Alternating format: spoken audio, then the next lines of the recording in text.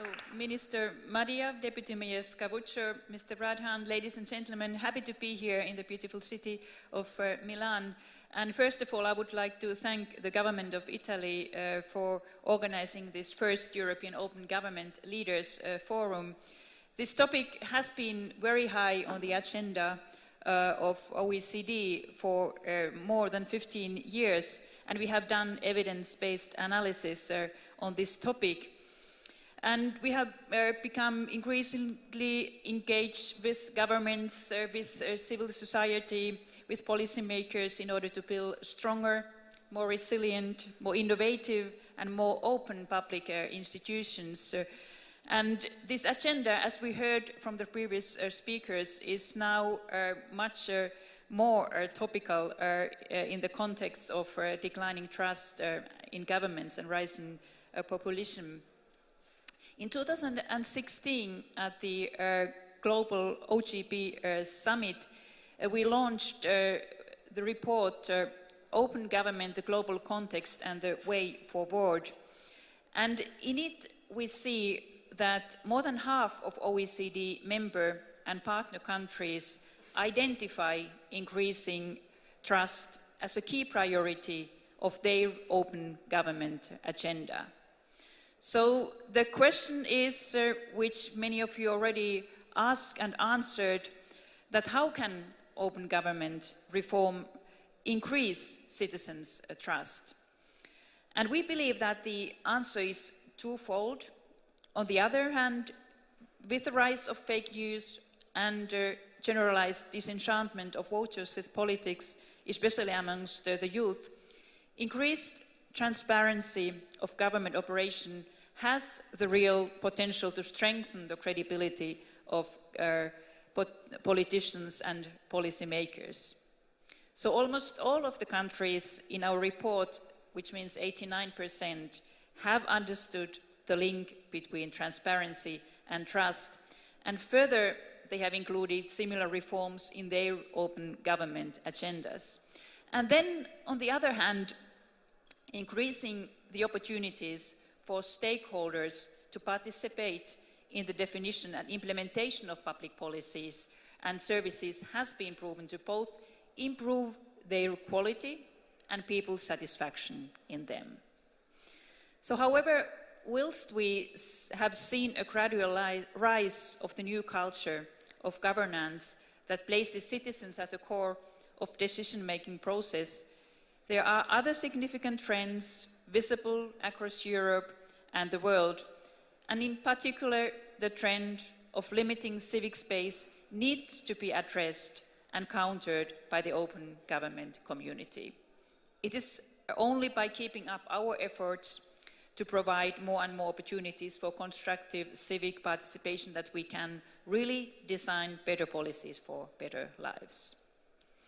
As some of you may already know, I'm proud to announce the recent adoption by the OECD Council of the recommendation on open government, which is the first internationally recognized legal instrument in this area. Comprised of 10 provisions, the recommendation provides a comprehensive overview of how to design and implement open government policies and initiatives and how to maximize their impact.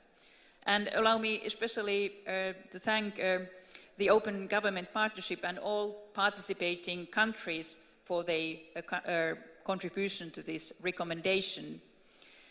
And as we know, open government agendas have been implemented for decades, but they have often been characterized by a scattered and silo approach, which has in turn led to suboptimal results. Our recommendation provides valuable insights based on real countries' data and lessons learned. It discusses how to optimize national open government reforms to increase both their impact on people's lives and their contribution to national policy objectives. And allow me to share a few examples with you. So first, the open government needs to be institutionalized and embedded in a country's governance culture.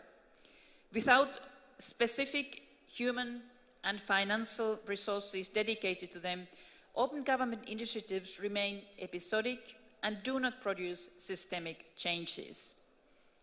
Moreover, the leadership and coordination capacities of what we call the centre of government are crucial. Countries need to ensure multilateral commitment from politicians, members of parliaments, senior public managers and public officials, if they are to achieve successful implementation of government reforms, as well as prevent or overcome obstacles related to resistance to change. Secondly, for open government to bear fruit, it must be at the heart of every public policy. Open government initiatives should, of course, include, but not be limited to the OGP action plans, which are a useful initial tool for strategically to promoting the values of transparency and participation, from education to health and from transport to public service reform. It is vital that all of us advance the open government agenda in all possible policy areas, especially those identified as priorities in collaboration with the civil society. And thirdly, it is imperative that we build a culture of openness in the public sector that goes beyond the executive branch of government. Citizens, civil society organizations, the private sector and the media expect the same level of transparency, integrity, accountability and opportunities to engage from all actors of the state, be it the judiciary, the legislature or independent public institutions such as comptroller generals or ombudsmen. Some countries have already started moving towards what we term an open state, exploring synergies between the branches of power and levels of government. So mainstreaming openness is really an aim we share with the OGP, who I would like to thank again for their continuous efforts to promote open government principles across the world. And please let me also take the opportunity to commend Italy for its recent public administration reform. It is an example of how a country can gather, under a unified and holistic approach, all the opportunities provided by new technologies, administrative simplification and open government principles, with the aim of putting citizens at the centre of government action. So we all recognise the magnitude of the challenges faced by governments today, and we are asked to do more with less, and citizens are rightfully demanding more tangible policy results, even more so in relation to open government.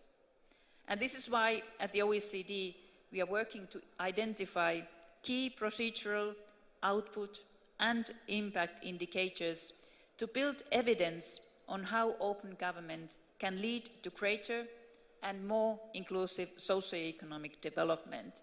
So you are all invited to contribute to this important project by joining the task force that is working on this. So distinguished guests, ladies and gentlemen, at the OECD we strongly believe that only by working hand in hand with citizens can governments successfully address contemporary policy challenges that range from climate change to more equitable and inclusive growth. And it's a great pleasure for me to be here today with so many like-minded leaders, and it's also encouraging to see so many representatives of public institutions and civil society all committed to advancing the global open government movement. So happy to be here today and honored to be part of all this, and we look forward to listening and learning from the stories that will be shared here today. Thank you.